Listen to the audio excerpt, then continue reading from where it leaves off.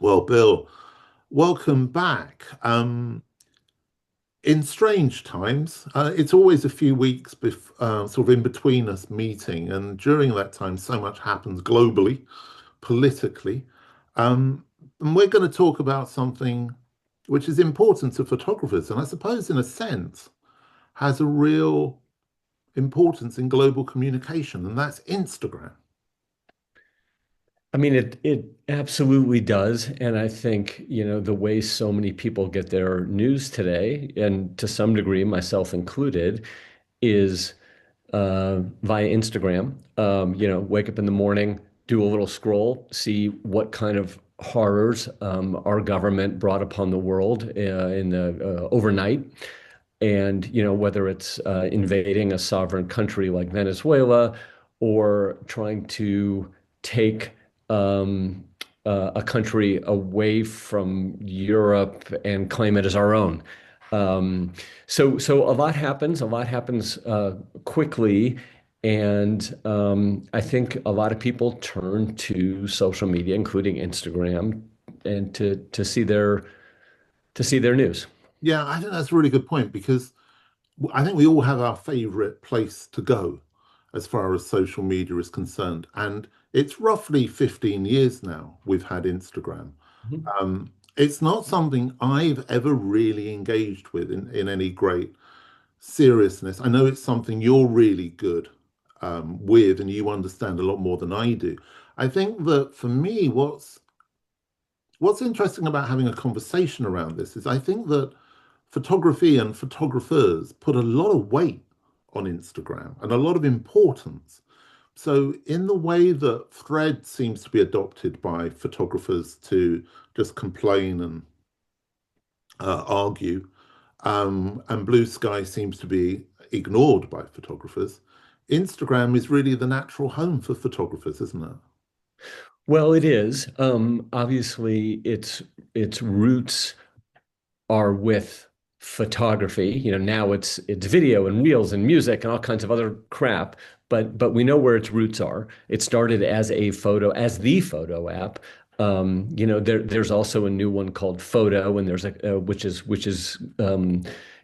making some strides. And there are some others. But for me, um, I am well aware of all of Instagram's problems, which I hope we'll talk about, from advertising to AI to a lack of emphasis on photography itself. But I also think it remains a truly important and the truly important way to see images, period.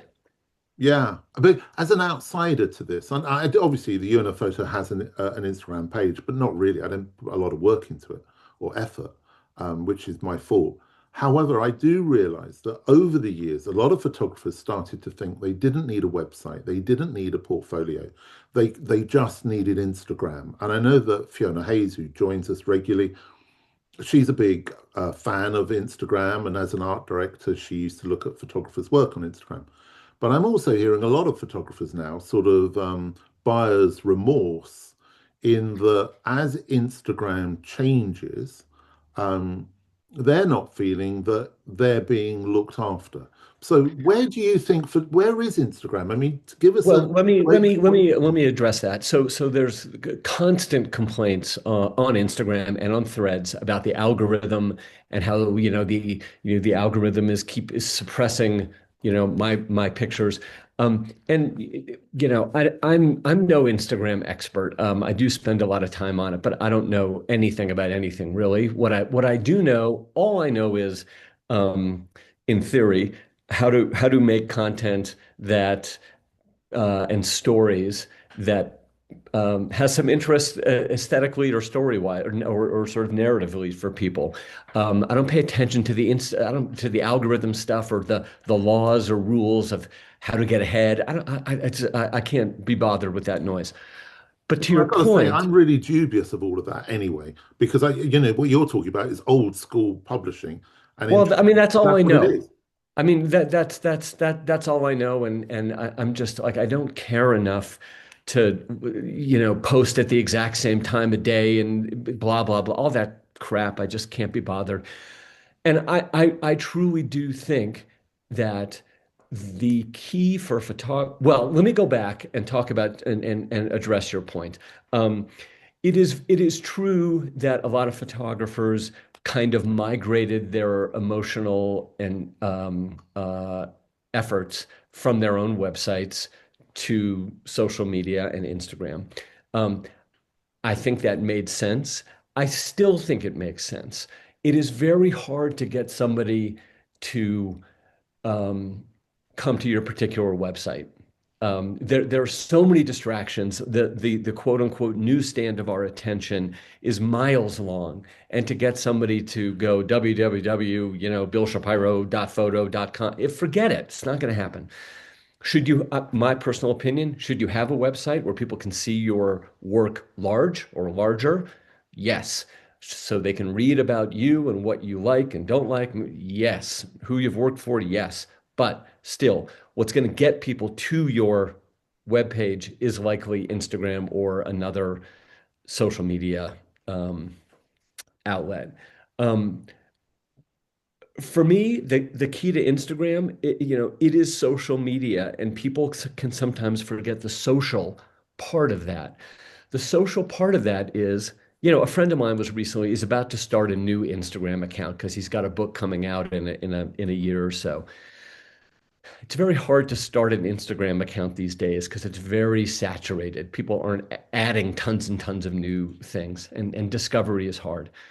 So the first thing I suggested that he uh, does is to find the like-minded feeds that already exist, sort of in the same topic area of his book. Start following there, start commenting there, noticing who else is commenting regularly, follow them. And it is a social media. If you respond to people's comments in an authentic way, instead of just an emoji with three cherries or a cocktail, um, people tend to respond back. And I think there's a lot of photographers who think if they post on Instagram, people will magically see their stuff. And unfortunately, it's not enough. You have to do more work than that. Well, it's lovely to hear you saying these things because that's exactly what I say when I teach about these things. And I always encourage people to be a social being on social media. And I give exactly the same advice. Follow the people you admire. Follow the people who are following them, and become part of that community. That to me makes complete sense. And in that sense, you're also kind of mixing with fellow photographers or so forth. That's right. The issue I have always had with Instagram, and I've always butt heads with Fiona about this, is clients, curators, art directors, creative directors, designers, whoever you want to say, from a professional perspective, the teams have got smaller and smaller and smaller, and the expectation on those people has become higher. Therefore, I don't feel that they have a lot of time to sort of scroll through image after image after image, hoping to find a photographer that is going to appeal to them.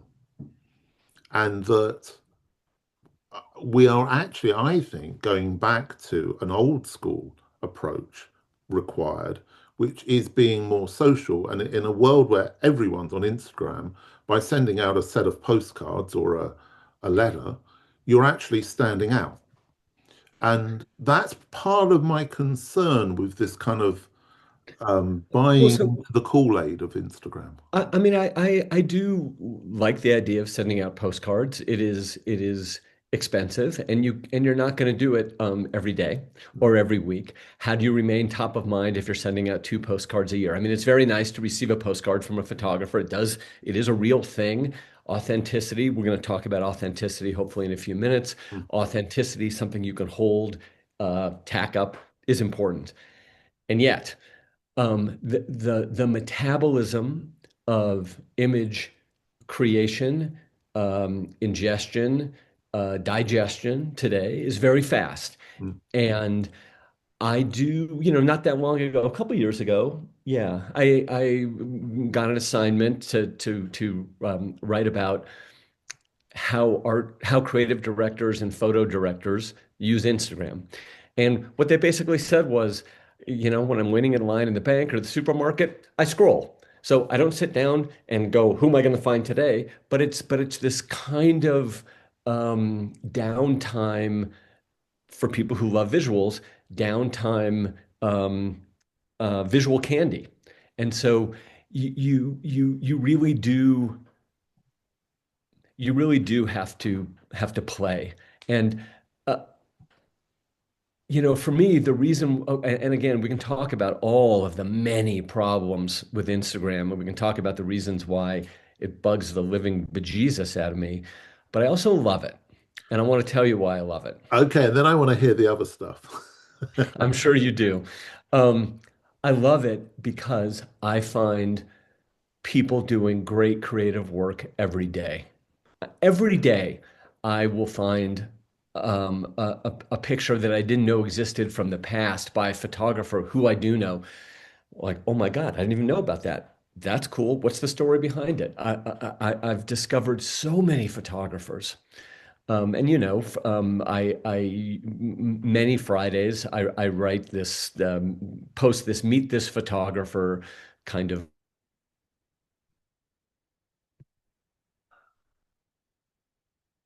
where I highlight a photographer or a photo story or a book or something like that.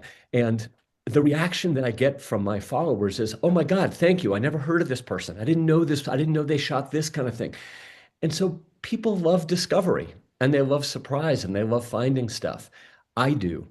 And that's why I am still a fan of this troubled platform. So, in a sense, you're describing. I hate it when we agree, but we are agreeing. Hopefully, that will change. You're using it like a kind of interactive library, which is exactly how I feel that social media should be used. Well, so I use it as a discovery tool for myself, like wandering the stacks of a library and seeing what book looks kind of cool and pulling it down. I also use it um, as a way to give back. I've been very fortunate to be able to work at a place like Life Magazine, to be able to stroll through those archives. And I have been exposed to a lot of great photographers and a lot of great work, and I enjoy and feel compelled to share some of that. I And think we so, both share that because I was exactly the same at Condé Nast of being able to right, go through right, one of those exactly. libraries. So we've both shared that. But let's get on to the things that annoy you because I want to know whether or not Yeah, things that are annoying you are also yeah, the things that seem to be annoying a lot of other people. yes. So, um, one thing that annoys me are um, all of the ads, of course, and yet, having worked in magazines for years, the fact of the matter is, ads pay for the platform. Yeah, they pay the And bills.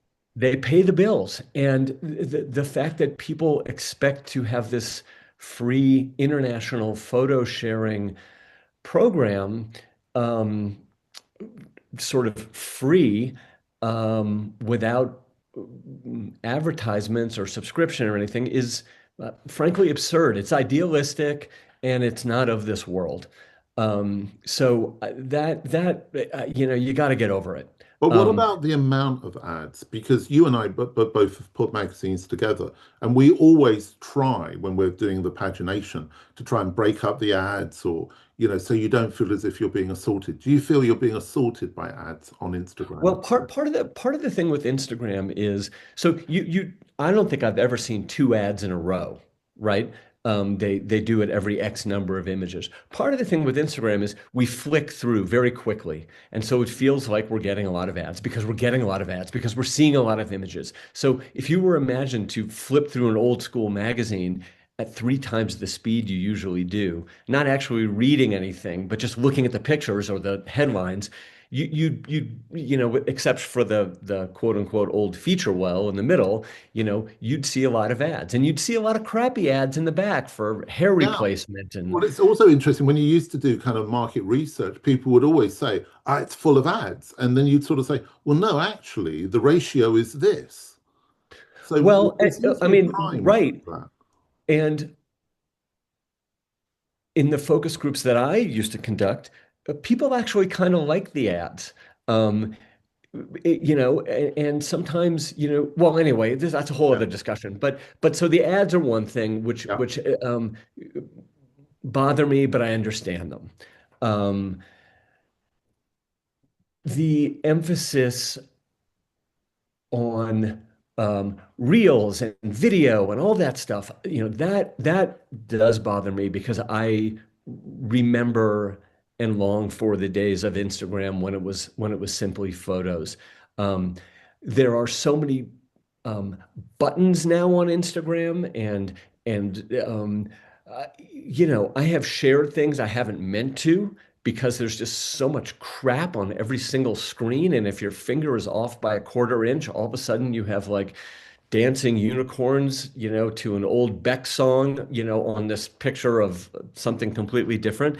Um, I don't like what they are. I mean, that feels like for kids. And if I had one wish for Instagram and they would listen to me, I would have a toggle that basically said um, old school, new school, you know. And so people my kids' age could do all the videos and reels and all that stuff, and people who love photography could have less of that and just have a more traditional feed. Um, But it's interesting, isn't it? Because you say that about a different age group. I mean, I've got a 14-year-old daughter. She's never going to look at Instagram. She would go towards TikTok, or actually, she goes to YouTube. YouTube is where she goes most of the time. So it's strange that Instagram feels the need to put on little love hearts and things like that. And I have well, to say, I get I mean, the other thing is, Instagram has been chasing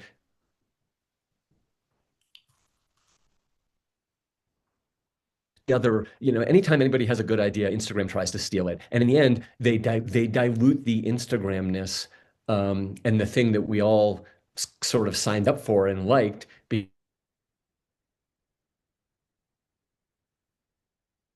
because and it's getting to be kind of a ball of nothing.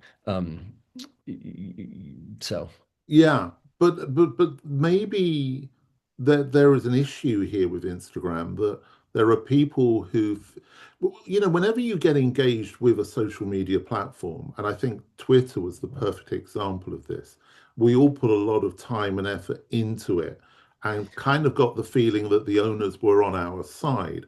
But you don't want to put all your eggs in one basket because the reality is you've got no say over the well, direction of that platform. So if you put your work into that platform thinking that the people are on your side, they're not. And I think that's where a lot of the dissatisfaction with Instagram is at the minute. I was just going to say, the whole thing of putting music on everything. I'm really fed up with seeing a photograph and then somebody's put Miles Davis's, kind of blue on it or something. It's like just let the photograph be the photograph. um, I want to get back to what you just said, which is I mean, um, you invest tons of time into these platforms. Um, and emotion and relationships and all that stuff, and ultimately you don't own it because ultimately Elon Musk or somebody as hateful as Elon Musk um, will take over or will make some business decision, and they'll start saying, okay, now you want to be on Instagram, it's $20 a month, and you're like, screw that. But that means you have to walk away, as I did from Twitter Yeah. for political and ethical reasons. Yeah. Um, and frankly, it felt good to walk away from it. But it would be much harder for me to do that on Instagram. So, And so why is that? why is that? Well, because as problematic as Mark Zuckerberg is, um, he's not a Nazi, misogynist, racist, anti-Semite yet. So Yeah. it hasn't, for whatever reason, it hasn't crossed a red line for me. No. I Maybe it mean, should have, but it hasn't. well, I mean, obviously, we all moved away from Twitter as a whole, and I agree with you. It does feel good to move away like that because there is a sense of control that kind of I don't need you that much. Right. But I think that a bit like kind of Flickr, when a lot of people were interested in Flickr pre-Instagram, I think the Flickr people went over to Instagram, and now they thought it was going to be just about photography. And of course, as you say, it's a business at the end of the day. And I think the people running it see it as an entertainment. Oh yeah, they see it as part of the attention economy, and if they can hold your attention by any means necessary. I mean, if they could create a way for good smells to come out of your phone to keep your attention, there would be smells on our photos too. But so I think photographers need to be very cognizant and need to be kind of screenshotting what they do on Instagram or keeping it somehow. Um, because they may want that stuff on their own at some point. I do want to get back to a couple things I don't like about Instagram. Yeah. One of those is what's coming with AI. Um, my Instagram feed has been absolutely and completely flooded with AI crap that has become so realistic looking um, that it's very, very, very hard to discern what's real and what's not. And I find myself looking at these things, these videos usually, going into the comments and first and seeing if people are saying it's AI. And to me, this is, and we've talked about this in the past. Maybe it was a year ago where I was super fearful and concerned about AI. You were a little less. You were a little more like, photography changes, photography adapts. Um, Photoshop, we all make some post-production changes. I it felt existential to me, and it does more so than ever. And I think, and I want to talk about what the head of Instagram said about AI in a moment, but I think it is incumbent upon this platform to figure this shit out and figure it out fast. Before they come up with new unicorn stickers, they need to figure out the AI thing. Well, we go on to what he had to say before I respond, because I'm starting, I'm a fluid situation.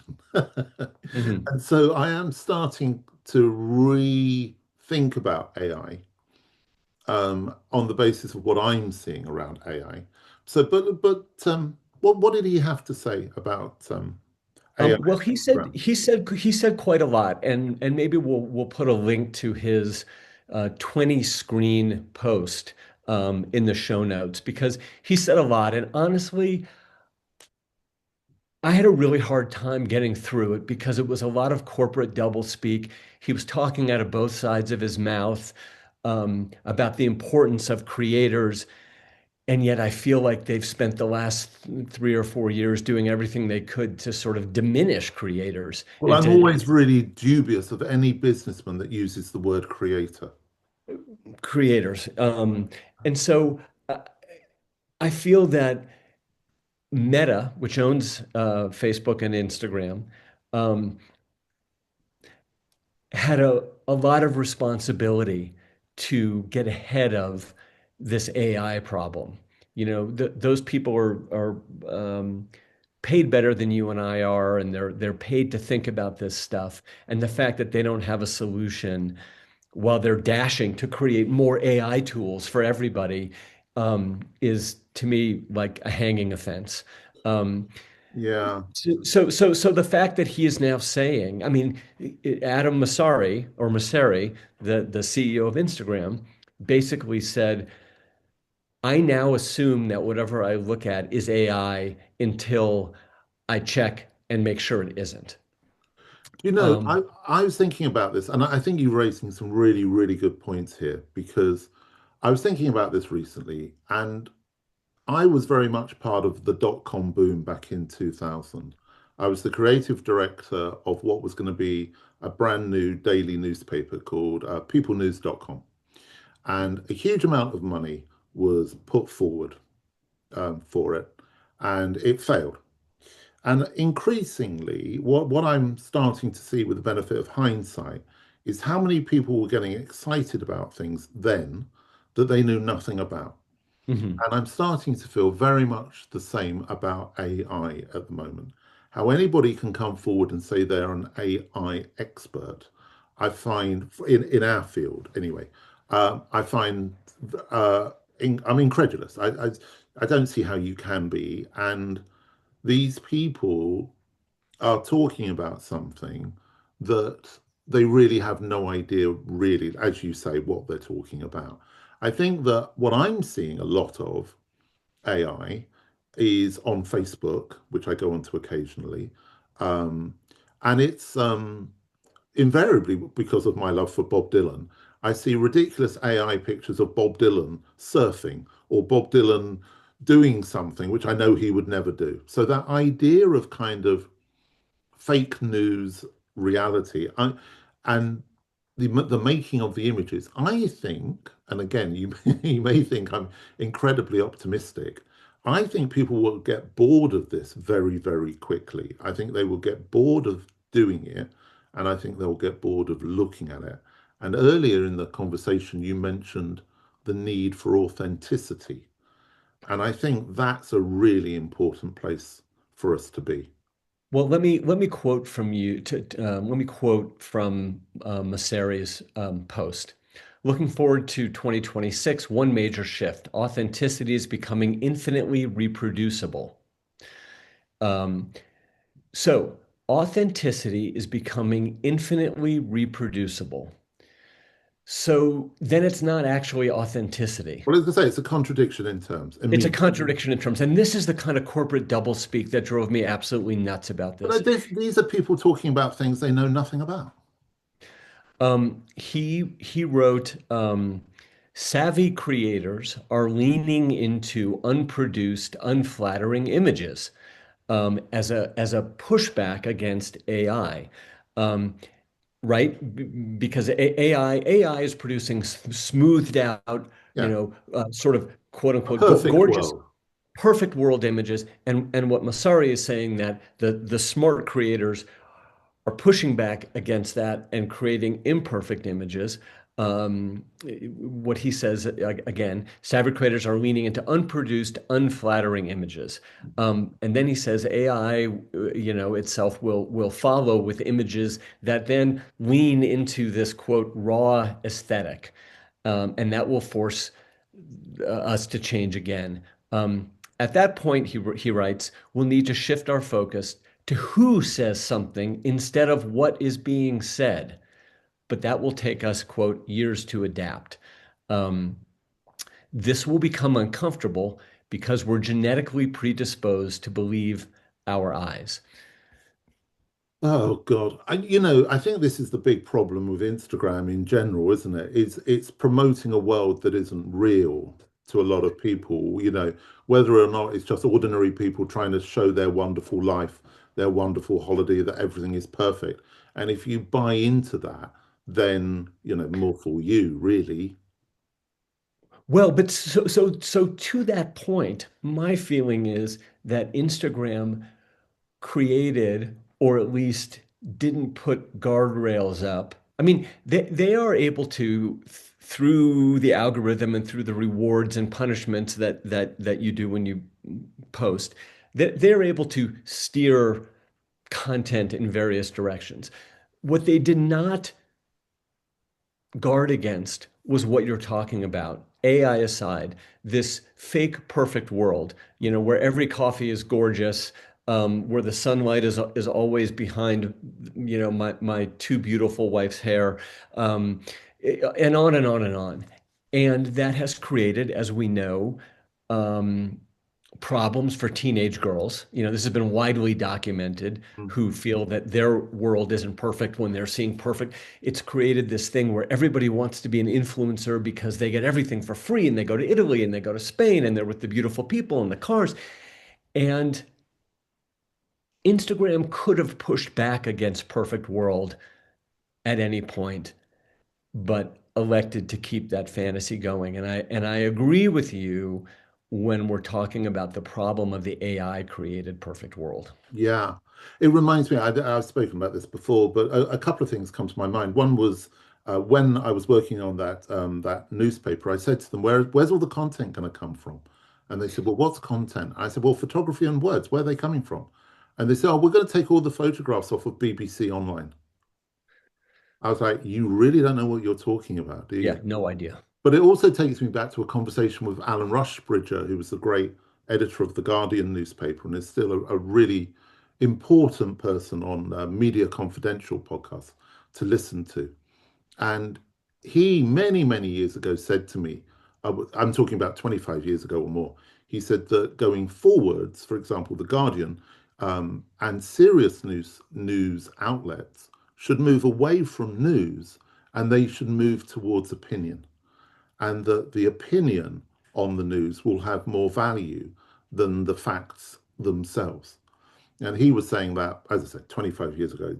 He's really a future seer, Mhm. along with David Bowie, of what the internet was going to be.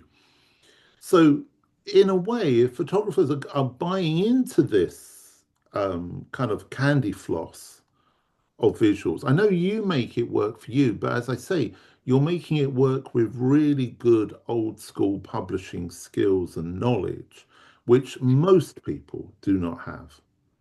Um, you wanted to add to that? I could see you taking Well, a brand. I mean, like I happen to have chosen that career, but I also don't think it's that hard for a layperson to see what's interesting No, and to, Bill, it is. And if it wasn't, everyone would be doing it. I think it yeah, I is mean, difficult, but it's also difficult to have the resilience to keep going every week. You know, your Instagram page is the kind of Instagram version of this podcast, where every week you deliver to your audience. And that's hard. I suppose. I Come want to on, take read. take a little praise. Thank you. I want to read two more slides from Masseri, and I'm quoting here. Unless you are under 25, you probably think of Instagram as a feed of square photos, polished makeup, skin smoothing, and beautiful landscapes. That feed is dead. People stopped sharing personal moments to feed years ago. He continues. The primary way people share now is in DMs, direct messages, blurry photos, and shaky videos of daily experiences, shoe shots, and unflattering candids.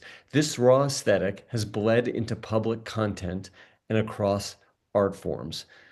My experience with that is that what he just said is not true. It doesn't Now, even there are, exist, does it? I mean, I can't believe say that again. someone, on what basis, on what facts is this based upon?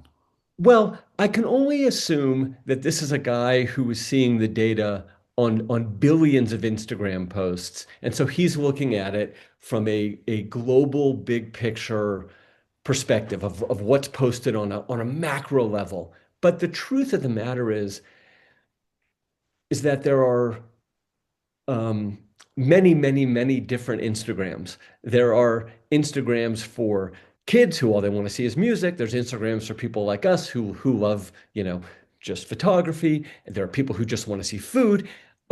I still see tons of blurry photos and personal experiences. Like, oh, I went on this trip and they aren't beautiful photos, but they're things I saw, and people are sharing it, as they did on Facebook. So I don't know where this is coming from. It doesn't ring true to me. It seems to me as if, and he's a good journalist, to start questioning him about this, because how Yes. did he know what's in people's DMs? Yeah, well, that's a very good question. You know, Um, I know America is going through an interesting time, but that really opens up a whole new can of worms, doesn't it? that's a very good question. What he goes on to say is that he thinks camera companies need to um, help with sort of registering or proving, which images are authentic and which are AI. Um, and sure, they should do that, but I feel like he's passing the buck. Like, who has more money to play with here, Meta, Facebook, or Canon? Um, Yeah, but also we're getting into that situation where when you and I worked on magazines, if we publish a picture, we don't ring up Nikon and say, hang on a minute, why did you allow that picture to be taken? Yeah, and also it runs into that sort of blurriness of, okay, well, if I use AI or Photoshop to make the sky 2 degrees bluer, does that get flagged, or is it just when we're putting Bob Dylan on a surfboard? Yeah, but Like where's the line? well, I don't think there is a line. As I said, I really feel increasingly that we're going through a period at the moment of people playing with AI, getting excited about AI, and it's the new tool as far as photography is concerned. I can't, and again, I may be wrong. I'm always willing to say if I'm wrong. I don't think this has legs. I don't think it is going to last. I think it may well mutate into something else, into something different, but I think we're just going through this at the minute. But the question I suppose I have is, does Instagram have a future? Um, Because I'm hearing what that CEO is saying, and I'm thinking, wow, this guy doesn't understand his product or his audience or his users. One more thing he says here, and this goes to something I think you were saying in your podcast last week or the week before, I can't remember, Uh-huh. about about perfection. Oh He yeah, says he says rawness isn't just aesthetic preference anymore. It's proof. It's defensive, a way of saying this is real because it's imperfect. Fine, but 2 seconds ago he just said AI will start to make imperfections too. So, so his smugness about what he knows, I found very off-putting. yeah. Do you know, I just wrote an article about the fact that the photography system is dead. And that What does that mean? What does that mean, the photography system? is the whole establishment, the whole idea of this, of what photography has been for the last since the 1830s, we've come to the end of, and we've spoken about this before, and that Mm. it's moving into something else. But the idea that, oh, these are our aesthetic choices. Do you want to be honest, or do you want to be untruthful, or it's going to go here and it's going to go there?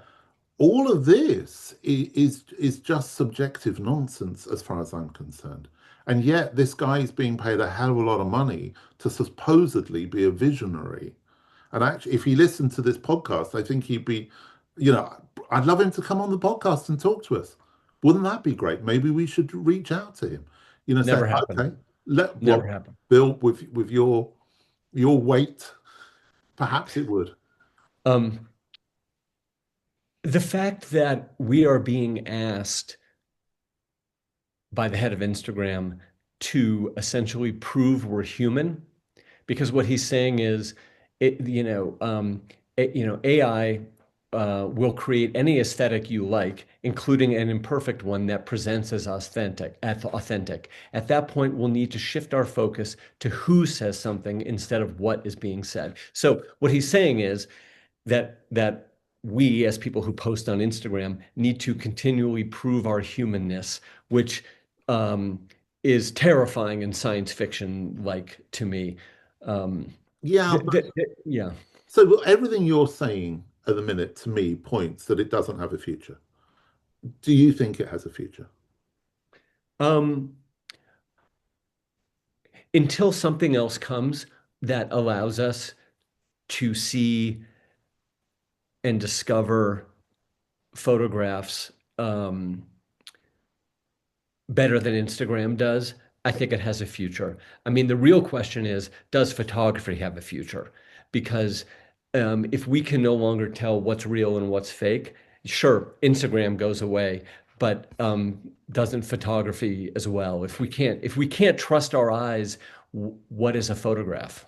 Well, as I said, I've just written this article about the system, and so I'm going to have to point you in the direction of reading that because I think I maybe point to some of the things. I think the problem with photography is that financially it's no longer viable in the way it once was. And I think that probably ties closely into the changes at Instagram in that intrinsically they want to make money out of it.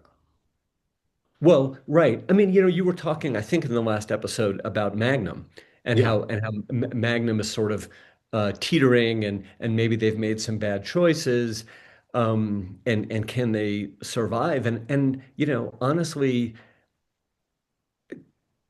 to me, it's less about some of their bad choices, which I think were probably sparked by how can we create new revenue streams Yeah. to keep photographers, employed at a time when magazines are not assigning tons of high-paying assignments.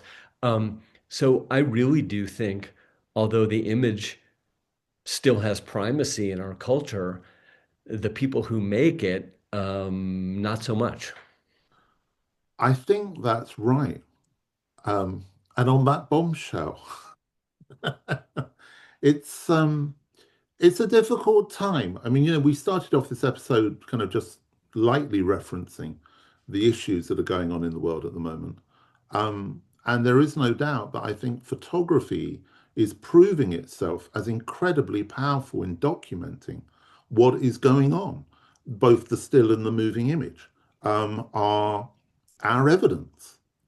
Now, I have seen some things coming up on Instagram where people have said, this isn't AI, this is actually happening. So things that you've spoken about over the last couple of years were your concerns in your particular political environment that AI would be politically dangerous, is definitely an issue. And I think the way in which Instagram is addressing these things seems to be on a very shallow lifestyle basis and not really taking on board the serious social, economic, and political implications that Well, they're photography. probably terrified because if they come out, our president is someone who shares AI created content. Yeah, And so to come out against, an authoritarian president, you risk all kinds of trouble today. So yeah, they're going to be focusing on pie and salad and beach shots as opposed to, ice and what's, people being thrown into vans. yeah, yeah. Which is where photography is coming to the fore. And, it's my hat's off to all of those photographers who are making that work and then using social media channels to disseminate it. It's just parenthetically, I do want to mention that yesterday, I believe, a Getty photographer, right? So this is not just some guy with a camera. Like I believe his name is John Ashcroft or something like that. Yeah, Um, uh, Shoots for Getty, regular Getty guy, was taking pictures of the ICE protests or raids in Minneapolis. You know, five ICE agents threw him to the ground, um, essentially pushed his camera away or his camera fell away, and they beat the crap out of him. yeah. And this is a photographer taking pictures of an event. This is new in this country. It's not new in other countries, but it's new in this country. Yeah, but also what's great about that is that somebody got the picture of that happening, which I've seen of Yes. him throwing his Leica away, and that we then saw it on a Zuckerberg platform. I saw it on Threads. Well, that's right. And the fact that every single person at these protests is filming constantly um, is good for information. And we're seeing a lot of stuff, we wouldn't have seen 15 years ago, Yeah. which is great. But maybe we need these platforms at the moment. It's just a question of what our expectation is of them and how we choose to use them as photographers. So, you're making a success out of Instagram as to how you use it, which is great. I use multiple platforms to direct people to the podcast, to United Nations of Photography, to my writing. That works. I think the key to it is that, as you quite rightly say, whilst we've got these platforms, we need to just use them. However, we shouldn't put too much store by them because we don't own them, we don't run them, we don't I, I control them. I think the answer here is to have a plan B. Yeah, And and that plan B is probably not Facebook or Substack or some other platform. It probably is your own website, that is owned by no one but you. Um, and you probably can't put as much effort into that as Instagram, but somehow you need to protect yourself with a plan B. I completely agree. And we always have a plan B, don't we, Bill? We try. Grant, I think what might be interesting, and hopefully listeners will have questions about Instagram, whether it's how to use it, how not to use it, um, the future, the political implications. Maybe we do a follow-up. Maybe people send in questions and we do a follow-up where we speak to those.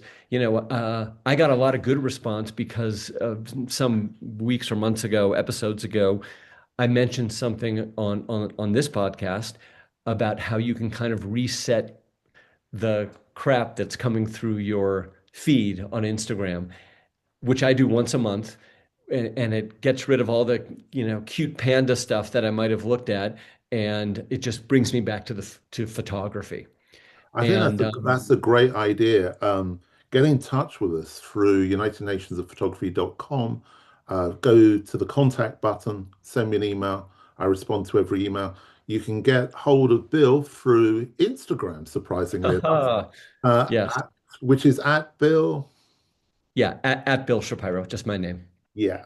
And obviously, you can get through to me through Threads, through Blue Sky, and increasingly, you're getting in touch with me through YouTube.